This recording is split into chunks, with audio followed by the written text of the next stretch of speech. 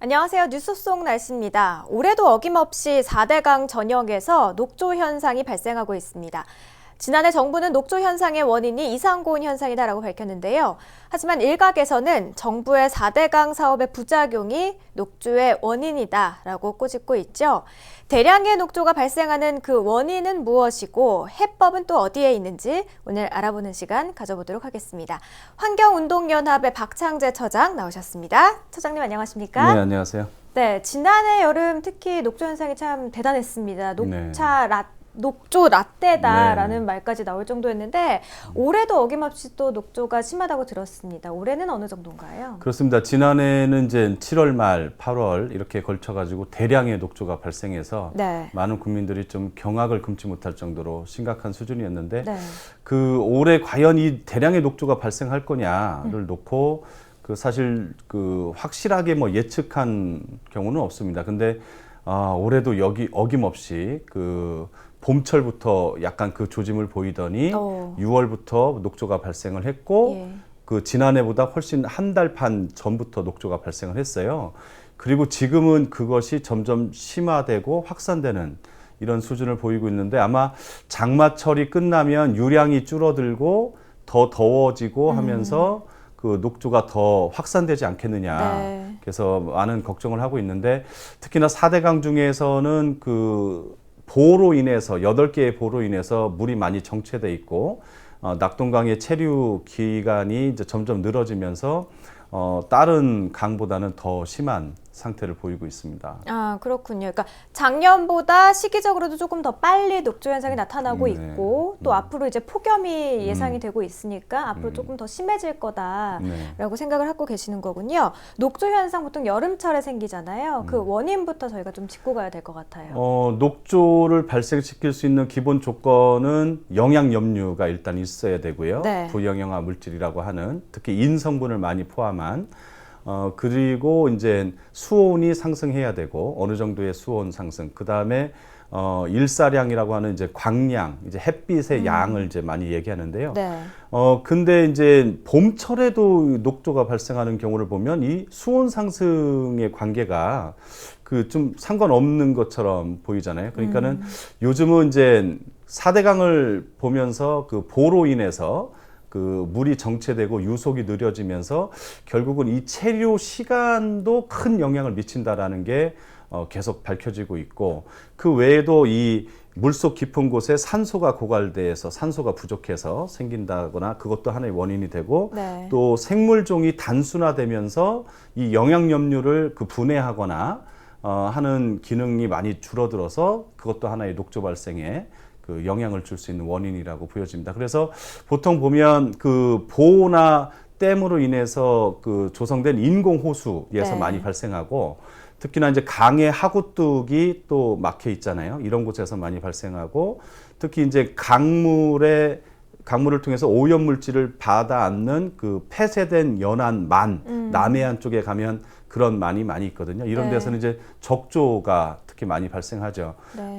근데 그 중에서도 4대강의 보가 건설되면서 심각해지고 있기 때문에 그 특히 4대강은 총인 처리 시설을 5천억 원이라고 하는 그 비용을 들여서 총인을 제거하고 있는데도 계속 심해지는 거는 정부 측에서 주로 얘기하는 폭염 때문이다라고 볼 수는 없는 것 같습니다. 그래서 이런 그 체류 시간이 길어지면서 보로 인해서 물이 정체되고 하면서 점점 심화되고 확산되는 게 아니냐 이렇게 보고 있습니다. 녹조 현상의 그러니까 원인이 수온 상승이나 아니면 햇빛 양도 있겠지만 물이 흐르지 못하고 정체됨으로써 녹조 현상이 더 심해지는 거다라고 처장님은 생각을 하고 계시는 거죠. 자, 녹조가 이렇게 발생을 하게 되면 우리 국민분들이 아무래도 좀 걱정하는 것 중에 하나가 먹는 물 아니지 않습니까? 근데 얼마나 위험하다고 보세요? 이제 수질 악화의 문제니까 특히 이제 서울을 비롯한 수도권이나 영남권 같은 경우는 이걸 식수원으로 그 많이 사용하고 있거든요. 그렇기 때문에 더 그 직접 연관이 있고 민감한 국민 건강, 식수원 오염 이렇게까지 직결되는 문제라서 심각하고요. 그 이것이 뭐 농업용수로만 쓰인다라면 이제 사실 식수원 오염에 비할 바는 아니라고 보이지만 그래도 영향은 있겠죠. 방금 전에도 이제 말씀을 해주셨던 게 녹조 현상의 큰 원인 중에 하나가 정부의 4대강 사업 때문이다라고 이야기를 조금 언급을 해주셨어요. 그 부분에 대해서 조금 더 자세하게 들어볼까요? 네, 지금 이제 4대강에는 그 기존에는 이제 그전에는 이제 녹조 발생이라고 하는 게 있어도 네. 그 물이 이제 댐이나 보로 인해서 대형 보로 인해서 막히지 않았기 때문에 그 그나마 흘러가던 이런 형태였기 때문에 그 심각한 수준이거나 그 녹조가 대량으로 발생하지는 않았거든요. 근데 네.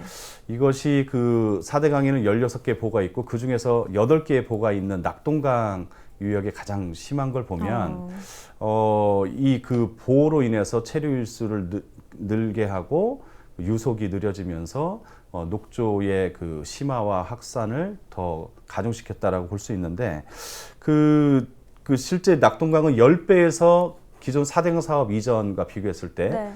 적게는 10배에서 40배 이상 늘었다고 지금 보고가 되고 있습니다. 그만큼 근본적인 좀 대책 마련이 있어야 되는 그런 상황이 아닌가 보여집니다. 네.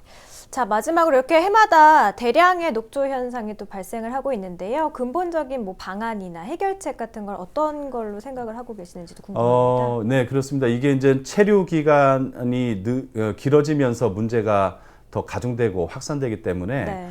지금 닫혀 있는 그 보의 수문들 4대강의 16개의 수문으로 이제 닫혀 있어서 유속이 느려지고 정체되고 있어서 녹조의 녹조 발생 면적이 점점 늘고 있는 상황이고 네. 그리고 더 중요한 건 이게 만성화된다는 거죠. 해마다 올해도 그 예고 없이 아니면 예외 없이 이렇게 좀 진행됐고 내년에도 또 거의 90% 이상 발생할 할 거라고 이제 보여지기 때문에 네. 이런 만성화의 문제를 놓고 보면 빨리 그 4대강을 좀 자연 그대로의 모습에 가깝게 빨리 회복시키는 게 중요하겠다. 그 중에서 지금 닫혀 있는 수문을 빨리 개방해야겠다. 그리고 이제 수시로 사실 이제 수자원공사라든지 정부 쪽에서도 이게 녹조가 심할 경우는 수문을 열어서 그러니까 물을 흐르게 하거든요. 근데 이거를 이제 상시 개방 수준으로 해야 문제가 없겠다라고 보여지고 제일 중요한 건 지금 4대강 사업으로 인한 그 녹조 발생이 심각한 문제이기 때문에 네. 지금 4대강 사업에 대해서 제대로 조사하고 평가해서 빨리 대책을 마련하는 이런 그 작업이 좀 절실하다고 보여집니다. 알겠습니다. 자, 녹조 현상의 그 대안 방법까지 이야기를 좀 들어봤습니다. 오늘 말씀 고맙습니다. 네, 고맙습니다. 네, 현재까지는 오랫동안 비가 내리지 않은 낙동강의 상황이 가장 좋지 못한데요. 앞으로 이 녹조의 영역이 넓어지고 또 더욱더 심해지게 되면 또 어떤 사태가 발생할지 모르죠. 식수 등 국민들의 건강과 또 직결이 돼 있는 사안인 만큼 정부의 철저한 조사를 통해서 대책을 마련하고 또 강의 수질을 하루빨리 복원을 해야 할 것 같습니다. 뉴스 속 날씨 오늘 준비한 소식 여기까지입니다. 시청해주신 여러분 고맙습니다.